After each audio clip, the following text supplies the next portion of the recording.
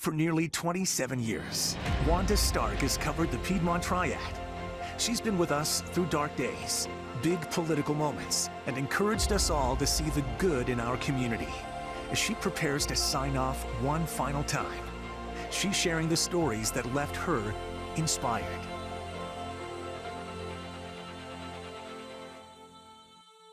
Hello, and thanks for joining us for this special, my final before I retire from WXII 12 News. It's hard to believe it's been almost 27 years since I first arrived in Winston-Salem. Good morning and welcome to News Watch 12 Sunrise at 6:30 on January 31st. Looking pretty good out there, although we had been looking for some icy weather. Pretty quiet, huh? My first day on the air, January 31st, 1994. It was the day after the Buffalo Bills lost their last of 4 consecutive Super Bowls. I remember it well because I had spent 4 years in Western New York. I was recommended for the job by Ken White, my assistant news director in Buffalo and Winston-Salem. I was so thrilled to be back in North Carolina. My career began 43 years ago in Augusta, Georgia. I started in radio and moved on to television. 2 years later, I was in Norfolk, Virginia, then Richmond, where I worked as a newspaper reporter before returning to TV. I first fell in love with the Triad back in 1981, working as a reporter in Greensboro for 3 years. I spent the next 5 years reporting and anchoring in Los Angeles before moving to Buffalo in 1990 and finally settling here in Winston-Salem. One of the things I've always loved about being a reporter is that you get to meet all kinds of people, many of them unforgettable. People like Shamar, a remarkably resilient young man who managed to thrive despite years in foster care. His story remains one of my all-time favorites. When we met Shamar back in 2006, he was playing the marimba and the piano. At 16, he was already impressing music professors. No, that was a great job. He was a 19-year-old student at UNCG when he was adopted by Gabrielle Dean. And the amount of love that she gives me, she's overflowing with love. Shamar Peeler Dean would go on to graduate with 2 degrees in music and French language and literature. He would spend a year studying in France. Now he's about to head to the University of London for graduate study in ethnomusicology. But Shamar's biggest journey begins here today in Asheville, where he's about to meet his birth mother for the very first time. I'm excited, I'm nervous, I'm a little bit of everything right now, but I'm very thankful. I'm thankful that this is happening.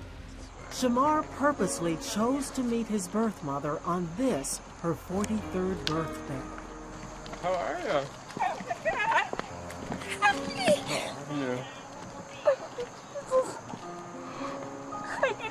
I'm good, how are you? And I'm Norma. I'm Shamar. So meet you. Thank you, Jesus. Thank you so much.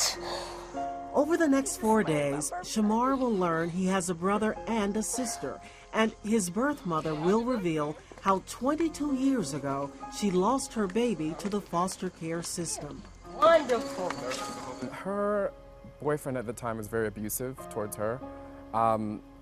He decided that he was going to one-up her and kidnapped me.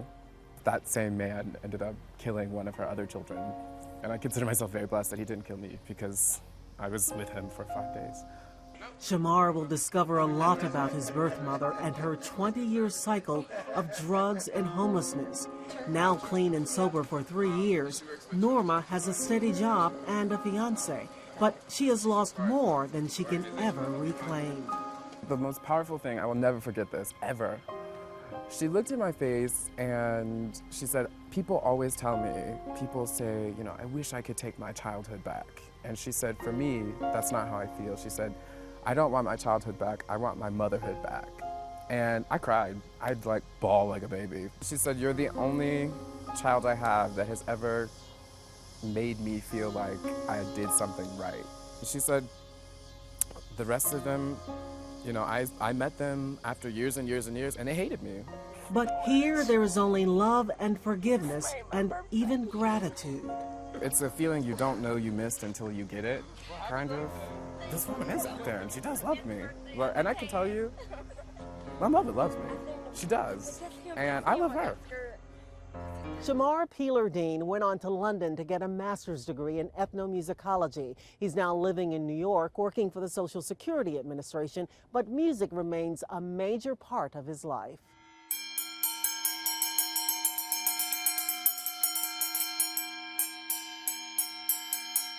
Last year, he traveled to Japan to the University of Hiroshima, where he studied polygonola. It's a two-dimensional suspended plate musical instrument. He is working on a sound healing and therapy practice with plans to develop a workshop next year. Just as there are unforgettable people, there are days forever seared in our memories, and September 11th, 2001 was certainly one of those days. Well, so often in times of national tragedy, we remember where we were when we got the news. I was actually at an elementary school mentoring a little girl in kindergarten when I learned the Twin Towers had been struck. I, like everyone else, was shocked that this could happen in America, and my disbelief was compounded by my personal experience. I had just returned from New York the day before. In fact, I took this picture of the Twin Towers on September 9th. That night, we went on the air with a new set that was rushed into production.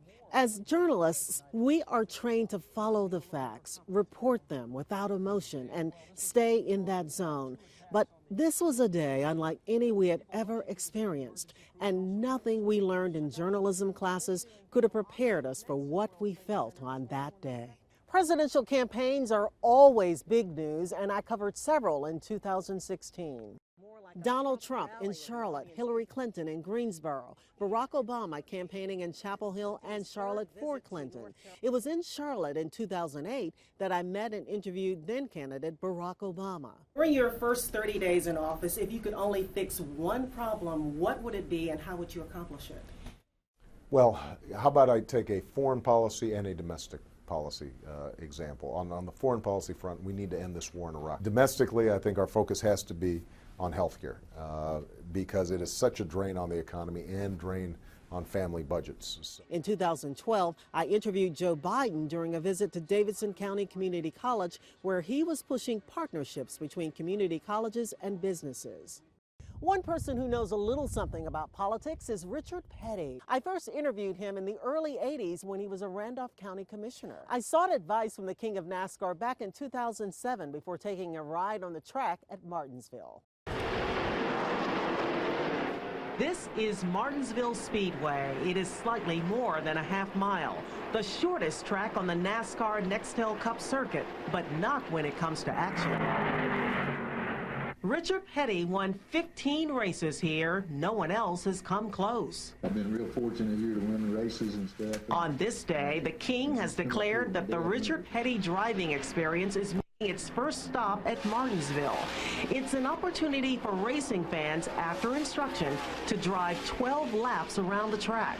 There's also the ride-along experience, 3 laps at speeds up to 120 miles an hour with a professional driver at the wheel. And that's what reporters will get today. I'm sure there's quite a few of you who are going to go for a ride today, not sure exactly what you're in for. I'm looking at you. He must have seen the fear on my face when I arrived at the track and the look that said, "What in the world am I doing?" I asked for advice before I signed on the dotted line. I'm about to go in a car for the first time, a race car, and I have to admit that I'm really afraid. What advice can you give me? Don't be afraid, okay? Just relax. I mean, you got all these people that's done it, thousands, hundreds of thousands of people have done this same thing before you. So it's not that you're the very first person. So that means that the guy next door can do it, you can do it too. So you just have a little confidence in it and say, look, the guy in front of me can do it, I can do it. Nervous yet? Oh yeah, I've been nervous for the last hour. Oh, there's nothing to be nervous about. You'll be fine. As I waited and wondered, I remembered what Richard Petty told me. Don't be afraid, okay? Control yourself, okay? Young lady, you ready to go? Yes, I'm ready to go. Come on, let's go ahead to the 43, young lady. Watch your head here. That's when I got a horrible thought. What if I can't get into the car? I did, but it took me almost 15 seconds. This is Knopfsinger. He's a good driver. How long is this going to take? About 2 minutes. Okay. He's only been drinking since news. Okay, that was not funny, but the fun was just about to start. TV doesn't do it justice. The amount of speed that you pull going into the corners and the amount of speed that you actually can get on the straightaways here,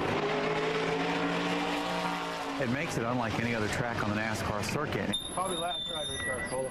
Did you have your eyes open? Yeah, I did. At The least whole one of us time. did. Oh, yeah. At least one of us did. I think there was a tear coming out of one of my eyes. I know after today, I'll never look at Cheerios the same way again. Thanks a lot. Thank you. There you go. Thank you very much. Thank you. Come back and cheers. All right, what are we feeling now? That was exhilarating. That was exhilarating. It was scarier than the worst roller coaster ride, but it was fun. That was so much fun, and that's one of the perks of the job. You get to meet all kinds of fascinating people, some of them famous. As we head to break, here are just a few of the celebrities I've had the pleasure to meet.